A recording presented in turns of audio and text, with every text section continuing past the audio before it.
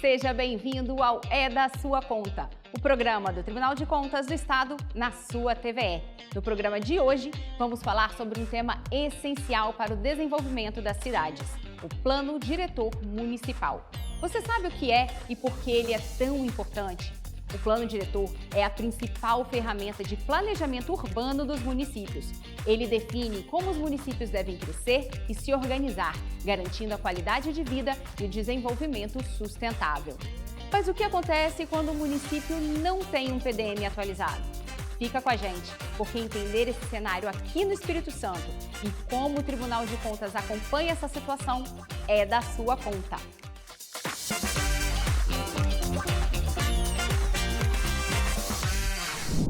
O Estatuto da Cidade estabelece que municípios com mais de 20 mil habitantes devem ter um plano diretor. Ele deve ser atualizado a cada 10 anos para garantir que o crescimento da cidade seja ordenado, evitando ocupações irregulares, falta de infraestrutura e impactos ambientais negativos. No Espírito Santo, dados do final de 2024 mostravam que 39 municípios estavam com o PDM atrasado ou inexistente, o que pode gerar dificuldades a acessos a recursos públicos e na implementação de políticas públicas eficientes. Para falar sobre esse assunto, estou com a coordenadora do Núcleo de Meio Ambiente do Tribunal de Contas, Ana Emília Brasiliano Tomás. Bem-vinda, Ana Emília. Obrigada.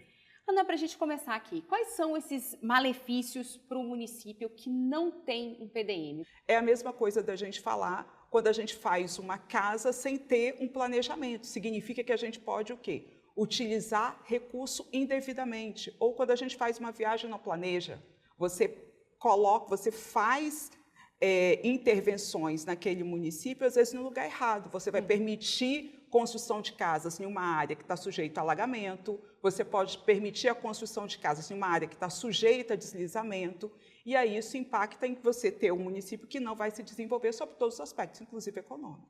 Porque é no PDM que estão essas definições. Para onde o município deve crescer, onde que tem que preservar, é isso? Exatamente isso. O plano diretor municipal, ele vai dizer como a cidade vai se desenvolver em um horizonte de 10 anos. Então, eu vou pensar como eu desejo que aquela cidade se desenvolva considerando esses aspectos ambientais, econômicos, social.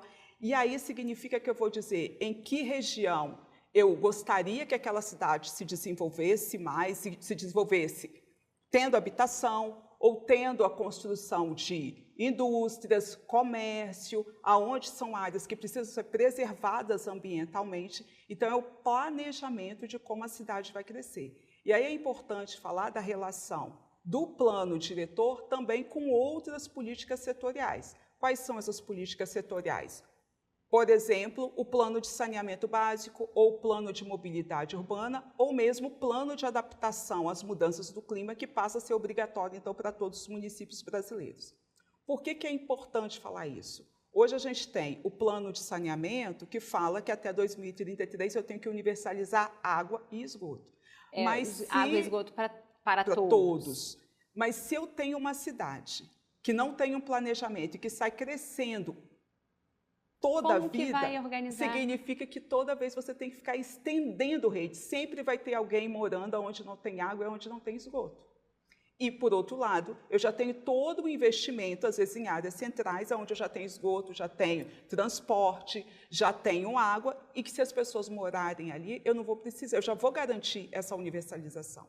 Então, a gente está falando dessa integração, desse planejamento, e isso rebate também no investimento que o gestor daquela cidade vai fazer. Ele vai saber que conversam. Isso, ele vai saber aonde ele vai precisar colocar mais recursos para a mobilidade urbana, recursos para saneamento, porque ele sabe para onde a cidade vai crescer, ele tem um controle, né? Ele ali está como gestor de uma cidade que tem um plano, então ele sabe para onde a cidade vai se desenvolver. Na realidade, a gente tem 31 municípios com seus planos municipais desatualizados, e a gente tem 8 municípios que sequer têm o plano diretor municipal. E eles são obrigados a ter pela legislação, porque eles precisam se organizar, se planejar para se desenvolver e para saber aonde aportar o recurso. E qual que é o papel do Tribunal de Contas diante de todo esse cenário? Então, enquanto Tribunal de Contas, nós estamos sempre alinhados em incentivar os municípios, né, a, de fato, adotar as políticas públicas corretas. Então, a gente tem feito levantamentos, alertado, quando a gente está indo em eventos, no enfoque, a gente tem sempre chamado a atenção dos gestores sobre essa situação dos planos diretores municipais. E a gente vai caminhar e fazer fiscalizações nesse sentido, inicialmente sempre no sentido do alerta, de chamar a atenção para essa situação, dando a oportunidade, então, dos municípios de se adequarem à legislação. Certo. E o cidadão consegue contribuir de alguma forma nesse processo? Tanto na construção do plano diretor urbano, quanto na revisão desse plano, o que é obrigado a ter? É obrigado a ter a participação popular. Essa participação ela se dá através de audiências públicas, consultas públicas e isso durante a elaboração. E depois que o plano diretor, então, é transformado em lei, ele é acompanhado por uma comissão, então, que tem a participação da sociedade civil. Tá certo. Ana, obrigada pelas suas informações. Eu que agradeço. E agora eu convido a Clarice Scardua para o Minuto TCE. Olá, Mariana. Junho é o mês que comemoramos o Dia Mundial do Meio Ambiente. E você aí de casa sabe a diferença entre lixão e aterro sanitário? Os dois recebem lixo, mas na prática tem muita diferença, viu? Os lixões são terrenos onde o lixo é jogado sem nenhum tratamento e por isso oferece risco direto à saúde de quem vive perto. Os aterros sanitários são planejados para receber resíduos com segurança e devem ser o destino correto para aquele lixo que não pode ser reciclado. Infelizmente, no Espírito Santo ainda existem lixões em funcionamento, mas hoje eu vou te dar uma boa notícia. O TCE assinou a portaria conjunta entre o Ministério Público e o Ministério Público do Trabalho com uma série de recomendações para auxiliar os municípios a acabarem com os lixões e avançarem na política de resíduos sólidos. Entre as recomendações estão a necessidade de encerramento de lixões e recuperação da área degradada, elaboração de diagnóstico da situação dos resíduos sólidos, promoção à educação ambiental, à coleta seletiva e à reciclagem dos resíduos, entre outros pontos. Essa iniciativa reforça o compromisso do Tribunal de Contas Capixaba com o desenvolvimento sustentável e a melhoria da qualidade de vida das pessoas. Mudando de assunto, o Tribunal de Contas vem investindo também cada vez mais em inteligência artificial. E esse uso das tecnologias no dia a dia do nosso trabalho é um tema de uma reportagem que você vai assistir agora. Aqui no Tribunal de Contas do Espírito Santo, a gente anda lado a lado com a tecnologia. E não é clichê dizer isso. Aquela ideia antiga de que auditores, conselheiros e também assessores ficam debruçados em amontoados de papéis para fazer alguma auditoria ou mesmo analisar algum processo está ficando cada vez mais no passado. E as inteligências artificiais que começaram a valer por aqui em 2025 estão deixando o tribunal cada vez mais tecnológico. E eu vou te contar como. Uma das novidades em 2025 no tribunal é o Chat TCE-S, semelhante a IAs famosas como o Chat GPT, só que ele é focado em assuntos do tribunal, como jurisprudência, que é o entendimento da corte sobre determinado assunto. O responsável por essa área é o Murilo. Ele explica que antes era necessário usar palavras-chave relacionadas diretamente a alguma jurisprudência. Essa forma de pesquisa ainda está disponível no site do tribunal, só que agora tem outro caminho para buscar alguma coisa, perguntando de forma simples. Independente do termo que ele utilizar, a IA vai saber identificar o assunto e vai trazer os julgados independente dos termos utilizados. Segunda grande vantagem também é no retorno da pesquisa. Se antes, no sistema tradicional, a gente tinha um retorno por meio de excertos jurídicos, que eram trechos literais das deliberações, dos julgados que a pessoa pesquisa, e a gente tinha que, de certa forma, interpretando ali cada excerto daquele, com a IA, essa resposta vem de uma forma muito mais simples, muito mais didática, né? O chat ainda é interno e só quem é servidor do Tribunal de Contas tem acesso, mas existe pretensão de disponibilizar para o público geral em breve.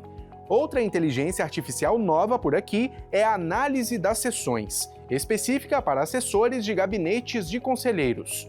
Antes, eles tinham que olhar documento por documento, processo por processo, para elaborar um resumo técnico para um conselheiro tomar a decisão. Agora, esse resumo é feito literalmente em um clique. O servidor só tem que conferir tudo que foi proposto pela inteligência artificial para verificar se tem algum erro, alguma inconformidade, né? Mas é só um clique hoje. Era um trabalho de 3 dias e agora um clique. O servidor ele tem mais elementos para se aprofundar no processo. Possibilita que o conselheiro tenha mais embasamento no julgamento. Todas as informações das IAs do Tribunal de Contas são protegidas e não tem risco de vazamento. Outro cuidado que é necessário é a checagem das informações fornecidas pela inteligência artificial. Você faz uma pergunta relacionada a qual entendimento do tribunal sobre licitação fracassada, por exemplo. O chat vai buscar nossa base de dados, vai recolher aqueles documentos que ele acha que são relevantes para responder a sua pergunta, ele vai elaborar a resposta dele e no final ele vai mostrar as referências que ele utilizou para elaborar aquela resposta. Então o ideal é sempre você pegar assim, então deixa eu conferir esse documento que ele utilizou para fazer a resposta, se realmente é isso mesmo. Todas as inteligências artificiais do Tribunal de Contas surgem a partir da Hub IA, ou Rubia para os mais próximos. É uma plataforma que utiliza ferramentas já existentes no Tribunal de Contas, só que com a inteligência artificial facilita a busca, a produção ou resumo de documentos e processos, além de relatórios dos auditores. Parece ser algo voltado apenas para os servidores, só que um tribunal mais produtivo também significa um controle externo mais eficaz, uma fiscalização mais forte. Todo mundo ganha com isso. Mariana, eu volto com você. E nós ficamos por aqui. Obrigada por nos acompanhar nesse programa. Continue por dentro das notícias do Tribunal pelo nosso portal e nas redes sociais pelo @TCE Espírito Santo. Até a próxima!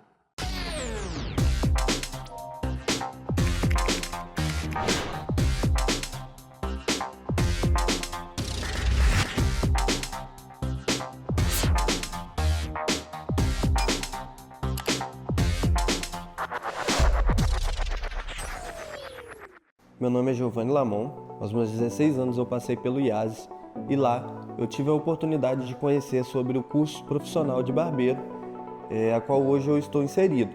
E através dessa profissão eu consegui construir a minha barbearia e eu consegui construir a minha vida em cima do meu negócio. E o Tribunal de Contas tem a ver com isso.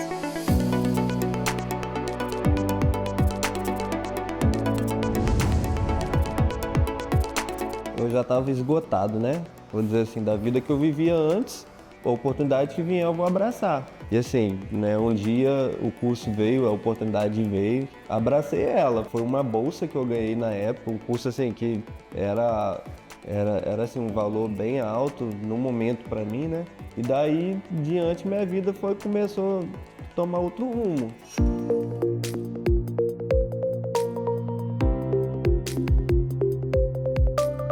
Consegue ver a altura que está o cabelo. Eu vou saber identificar qual pente que eu posso usar para não tirar muito. Fico muito feliz e grato também ao mesmo tempo. Quem diria que uma pessoa que já passou por aqui hoje poderia estar vindo para poder servir como um exemplo, né? Uma auditoria do Tribunal de Contas realizada no Instituto Socioeducativo verificou que era necessário melhorar os serviços e equipamentos públicos que atendem os adolescentes que praticaram atos infracionais. Havia problemas estruturais, de falta de pessoal e principalmente dificuldades de aprendizagem e de profissionalização dos adolescentes. O tribunal fez determinações aos gestores e monitorou a implantação das melhorias para que os jovens possam ter um atendimento de qualidade e a reinserção social. Para nós foi extremamente importante essa auditoria, proporcionou esse trabalho próximo, muito fluido, com as outras secretarias. Então hoje os nossos 520 adolescentes, eles estudam, eles frequentam a escola regularmente, todos os dias, e estão devidamente matriculados. O estudo é cidadania, é garantia de direito básico. A gente consegue proporcionar isso a todos. Eu até falei com os meninos lá esses dias. Eu cometi o mesmo erro que vocês, só que uma coisa que me diferencia hoje de vocês, que é a oportunidade que eu abracei. Se eu não tivesse abraçado a oportunidade que me foi dada lá dentro, talvez eu não teria nada disso que eu tenho hoje. Com apoio e oportunidade, é possível mudar o rumo da própria história. Esse é o TCE presente no seu dia a dia, trabalhando para melhorar a vida das pessoas.